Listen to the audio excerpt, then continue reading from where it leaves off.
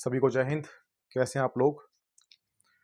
तो चलिए आज के करंट अफेयर्स में हम लोग जो स्टार्ट करने वाले हैं, कुछ क्वेश्चन रहेंगे, कुछ टॉपिक रहेंगे। तो सबसे पहले मैं कुछ क्वेश्चन से स्टार्ट कर रहा हूं। तो देखिए, आपका जो पहला क्वेश्चन है आपको दिख रहा होगा, खुर्रम शहर। क्या नाम है? खुर्रम शहर। तो याद कर लो, खुर्रम शहर 4, ये 4 लिखा हुआ है। 4 बैलिस्टिक मिसाइल किस देश ने लॉन्च की?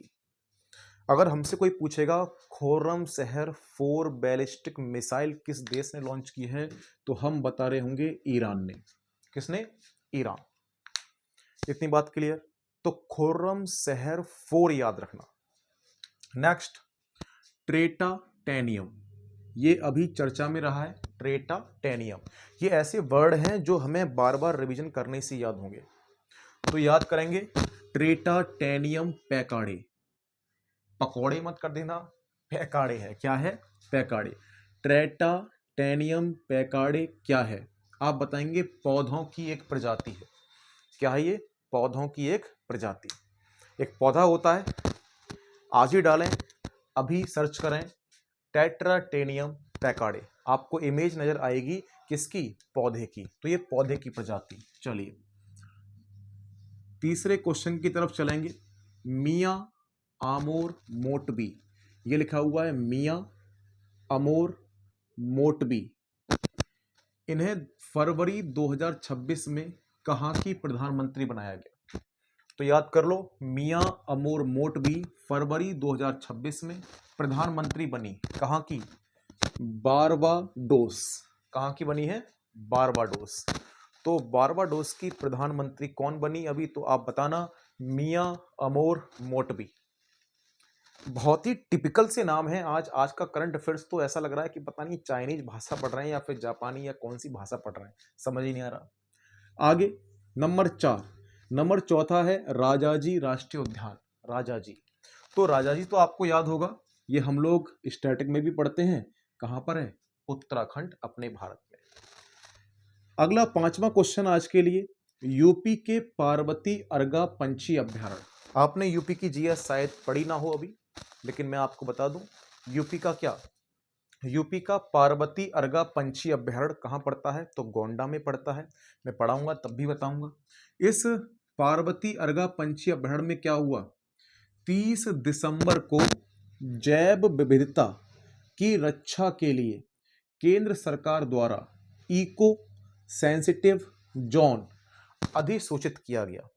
इको सेंसिटिव जोन का मतलब हो जाएगा कि यहां पर जैव विविधता बढ़ाने के लिए कुछ प्रोडक्ट चलाए जाएंगे जिससे इनकी जैव विविधता बढ़े इस पार्वती अर्गा पंछी अभ्यारण्य में। तो यहाँ पानी पीने आते हैं पंछी, और ये पार्वती अर्गा है कहां पर? यूपी के गोंडा में है। ठीक है। और कौन सा जोन चलाया गया है आप बताएंगे? ESZ। किसने? तो आप बताएंगे केंद्र सरकार द्वारा। और ESZ को बोलते हैं इको सेंसिटिव जोन। समझ गए ना? इसमें होगा ये कि आपके जितने भी पंछी वगैरह हैं, है ना, उनकी सिक्योरिटी बढ़ाने के लिए, उनके रख रखाव के लिए, उनकी देखभाल के लिए यहाँ पे बहुत सारी चीजें प्लान की जाएंगी। अगला 6वां क्वेश्चन देखो, यूपी का प्रथम राज्य स्तरीय ब्रेल लिपि पुस्तकालय। भारत में तो खैर है ही, लेकिन यूपी की बात कर रहे हैं हम लोग। यूपी, पूरे यूपी में ब्रेल लिपि पुस्तकालय पहला बनाया गया, और कहां पर? लखनऊ में।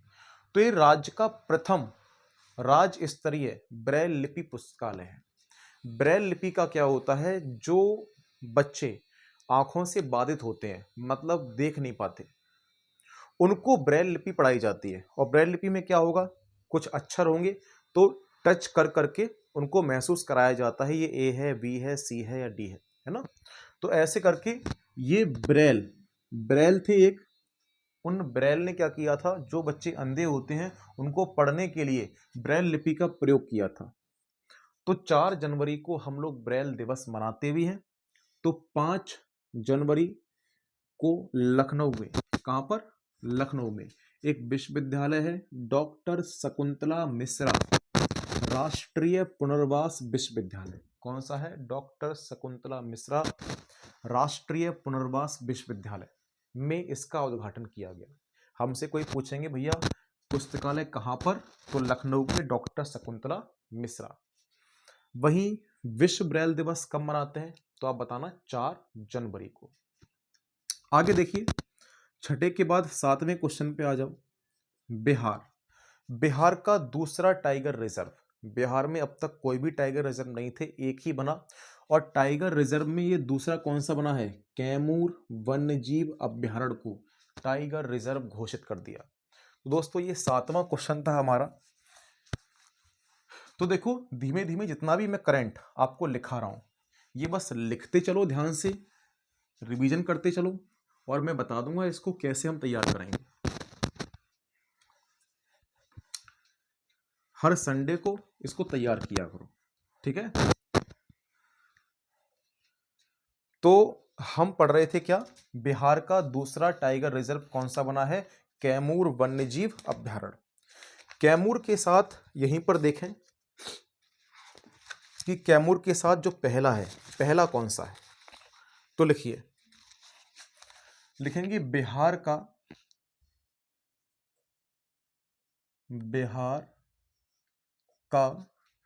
पहला टाइगर रिजर्व, पहला टाइगर रिजर्व लिख लेंगे वाल्मीकि टाइगर रिजर्व है, वाल्मीकि टाइगर रिजर्व है। और वाल्मीकि टाइगर रिजर्व कहां पड़ता है? चंपारण में। कहां पड़ता है ये? चंपारण, ठीक है? तो ये दूसरा हो जाएगा कैमूर, और वो हो जाएगा पहला। पहला कौन सा हो जाएगा हमारा? Valmiki tiger reserve. इतनी बात आपको समझ में आ गई होगी। यहीं पर कुछ चीजें लिख लेंगे। लिखें इसकी स्थापना, इसकी स्थापना राष्ट्रीय बाघ संरक्षण प्राधिकरण, राष्ट्रीय बाघ संरक्षण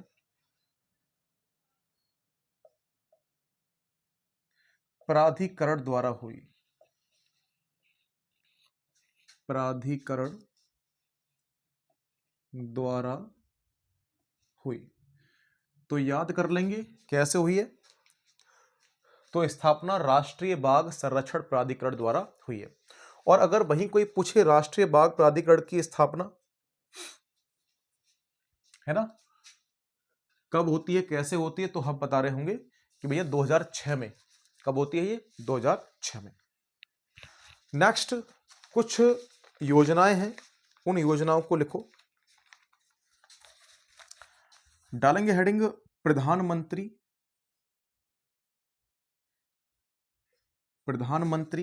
मातृ वंदना योजना,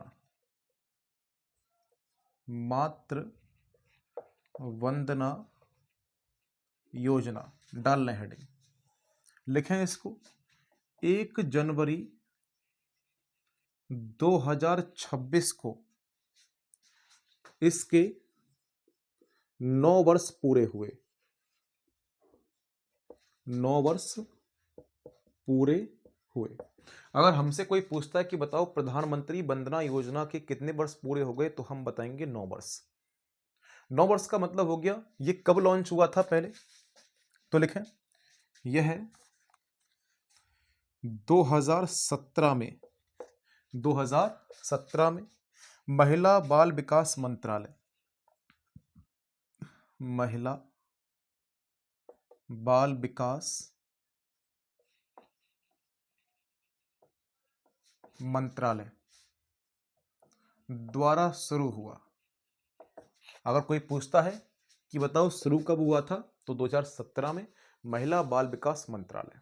इसमें होता क्या है, जो गर्भवती महिला होती हैं उनके लिए क्या मिलेगा?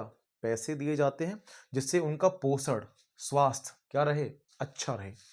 ये थी हमारी प्रधानमंत्री वंदना योजना। कब शुरू हुई? तो आपकी 2017 में। लेकिन इसके 9 वर्ष पूरे हो गए, इसीलिए इंपोर्टेंट है।